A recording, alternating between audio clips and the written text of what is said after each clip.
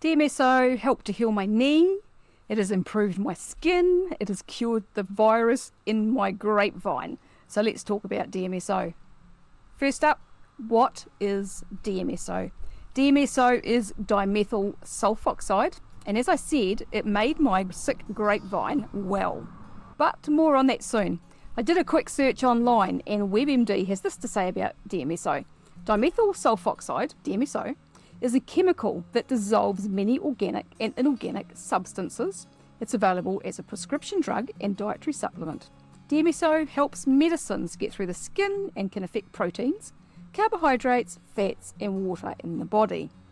Okay, that makes it sound a little bit uninteresting, so let's dive deeper.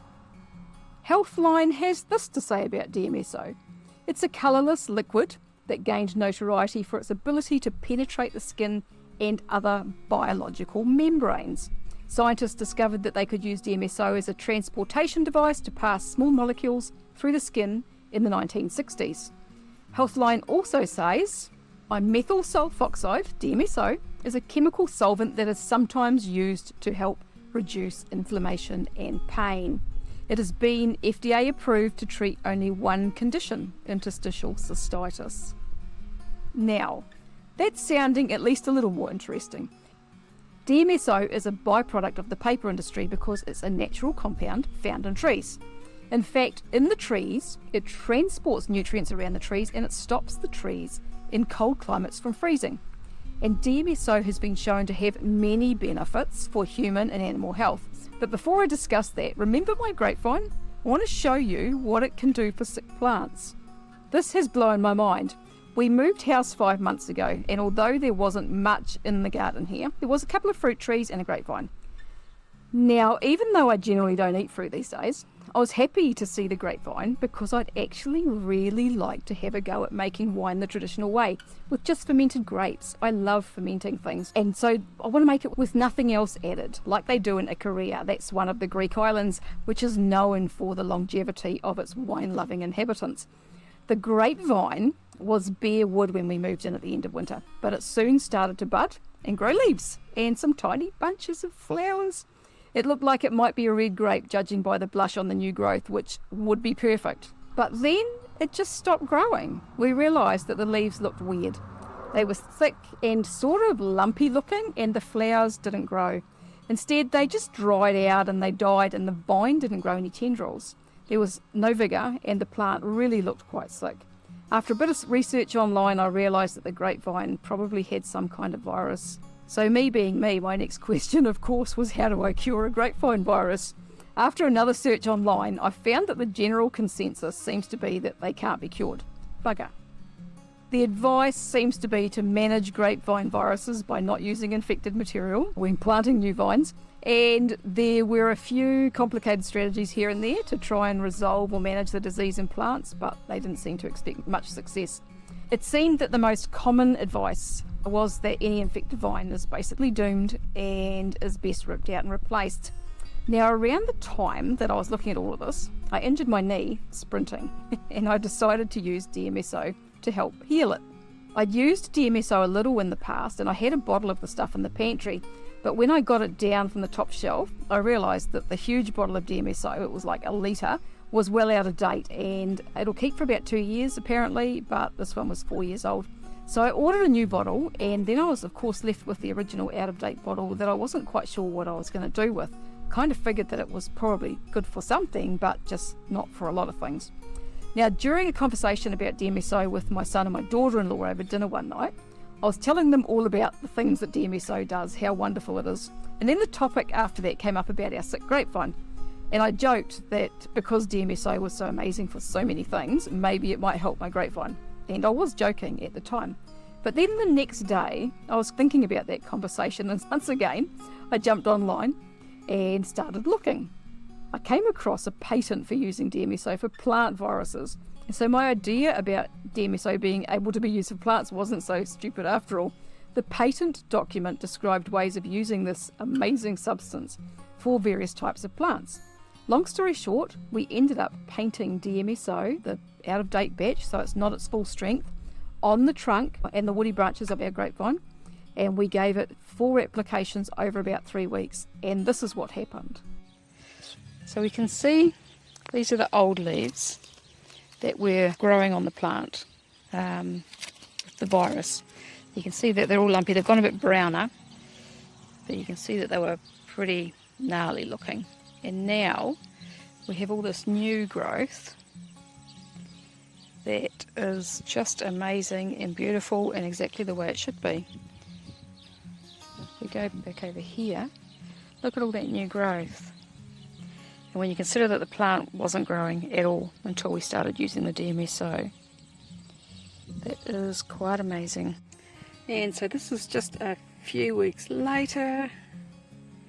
Look at this grapevine. Look how much is growing. Got tendrils everywhere. Just absolutely as it should be. And this was the end where it was still a bit funky when I did the last video, and you can see there's still some of those leaves left here. But it looks like it is completely recovered.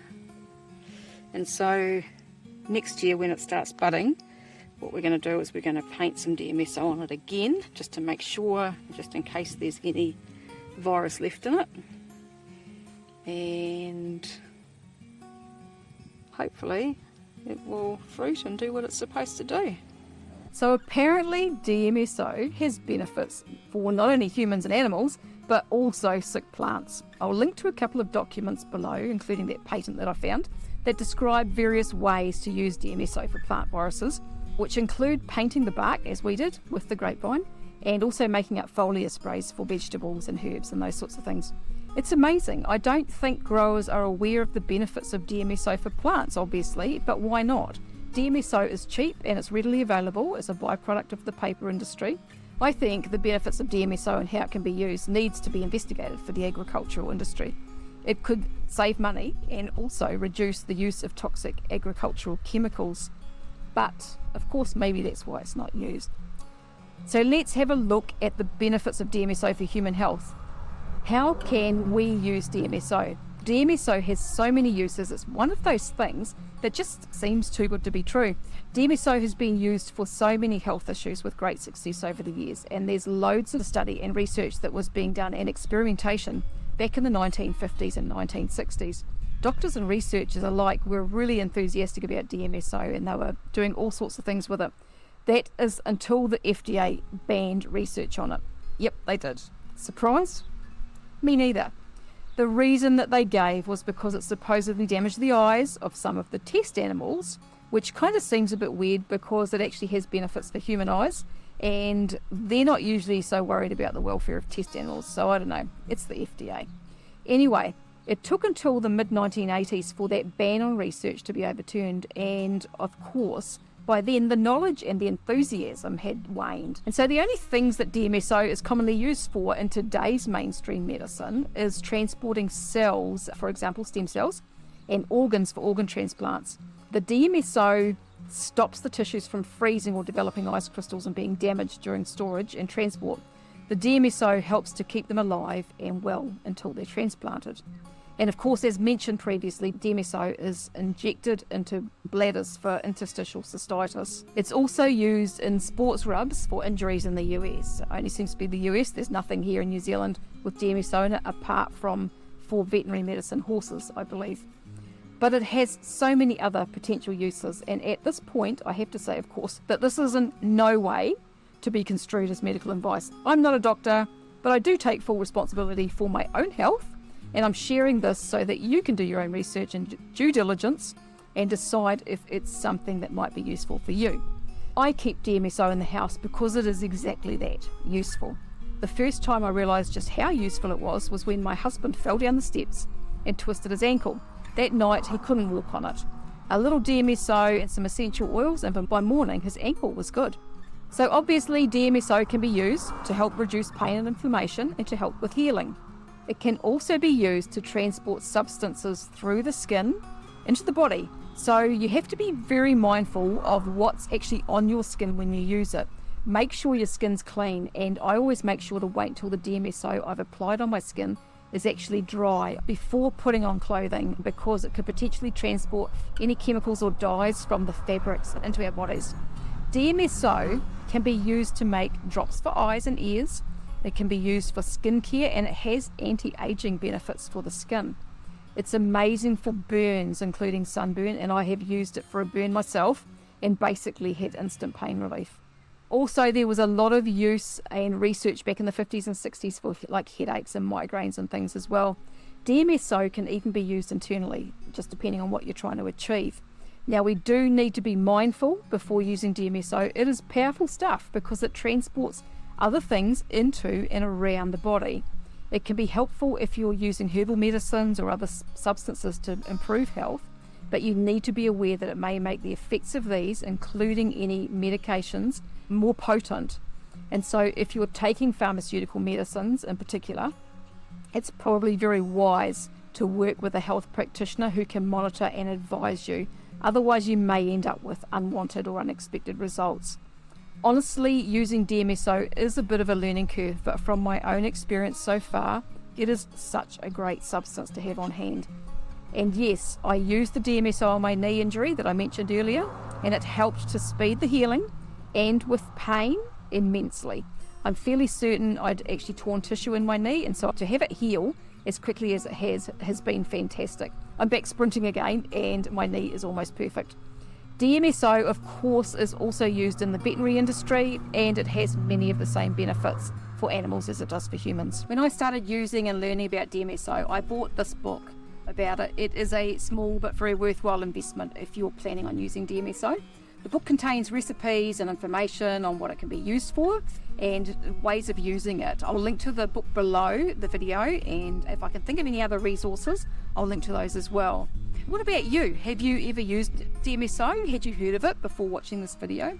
I'd love to hear of any experiences that you've had with using DMSO. So share away below the video, and if you have any questions or comments, do pop them below also. If you've enjoyed the video, make sure to subscribe and like and share with anyone who you think might be interested. I thank you very much for watching today, and I will talk to you again another day. Goodbye for now.